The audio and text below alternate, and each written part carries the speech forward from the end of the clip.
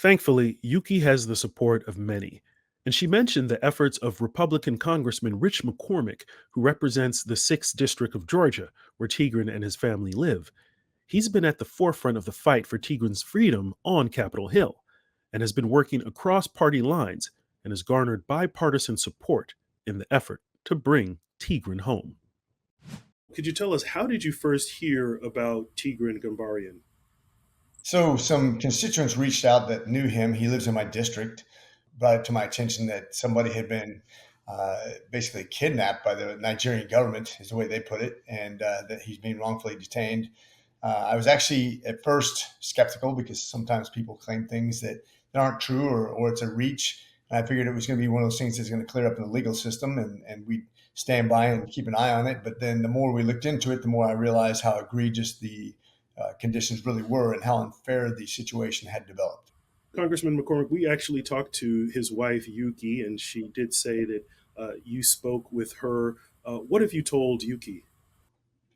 I told her that we're trying our best to get him out, that we're putting all the leverage we can on their government, both directly and indirectly, reaching out to the State Department to have his case elevated to the highest levels. Great. I know that she was very thankful of your support. Can you tell us about the committee resolution that was recently passed? Sure. Well, first of all, just I want to give credit where credit's due. Representative French Hill has visited him in Africa.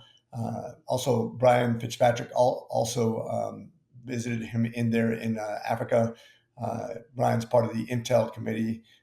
French Hill is part of the Foreign Affairs committee with me, and they both take special interest. We brought before the committee that the State Department elevates this to the highest level, gives them special protection, special rights. It also encourages the Nigerian government to basically hand him over to the consul to allow him unfettered access to medical care as well as lawyers. He's not even being treated as well as an average person who would be arrested in Nigeria for whatever. And I really do think that this is an obvious case of holding somebody hostage to punish a business that they have a problem with. That's fine if you have a problem with the business, but don't take random people hostage in order to deal with that. That's just not the way any country should ever act. So, who here needs to step up? Who are you calling to act? Well, the State Department, first of all, needs to be a lot more strong. They need to approach Nigeria with strength, not just passiveness. If it was their relatives, I guarantee you this would be a whole different situation. But what I've noticed, and I'm not trying to play politics here, but we've come at this kind of soft sell when it comes to negotiations. We paid billions of dollars to get a basketball player back in America, to get somebody who was accused I think they tried to make it fair by bringing somebody back who had been accused of espionage by paying billions of dollars for that person too. It's all well and good, but it sets a precedence where countries now expect to be paid for people they take. So, of course, wouldn't that encourage that same behavior? America has a tremendous amount of leverage over other countries. We have the largest GDP in the world. We are the largest economy. We drive the currency. We are the largest military players in the world. All cards should be on the table. We should be putting enormous leverage against Nigeria until they release him, or at least turn him over to the consul to be treated fairly. That he get a expedient case with a legitimate charge. He's just being treated absolutely horribly, and he is an American citizen, and that should be taken very seriously by our government. And Nigeria needs to step up to the plate. When I talked to their ambassador, when I talked to their representatives, I was very strict and stern on this and said, look, you guys are taking a huge chance in ruining your great relationship with the United States by the way you're treating one of our citizens unfairly. Have you heard anything from Anthony Blinken? No, he hasn't come to the table for this or for his answer to Afghanistan. So he's avoiding us right now. I think he thinks it's partisan. I disagree. This case specifically is definitely not partisan. It's great bipartisan support. It was pretty much unanimously passed into the bill, and it has great participation by both Democrats and Republicans. And we know that in addition to serving the 6th District, you're also a licensed emergency room physician. What are your specific concerns about Tigran's health? Well, he's got malaria. He's dehydrated. He's got degenerative disc disease in his back. He's got significant pain. I don't know if they don't have the ability to treat him or they just don't wish to. but he's having a hard time sleeping, walking, just being healthy in general. Malaria is a horrible disease, not to mention the depression, anxiety of being separated from your family unjustly.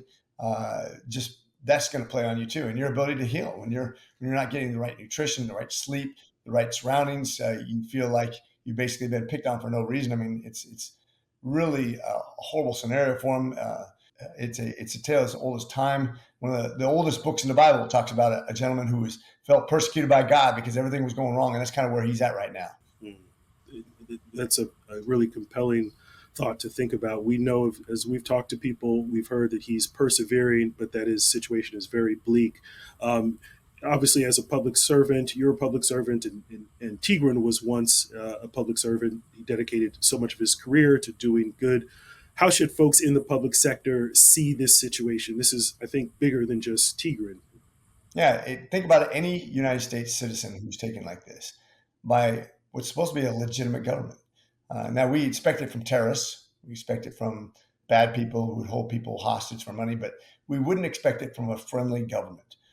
If this is your family member, you'd be outraged, you'd be saddened, you'd be scared.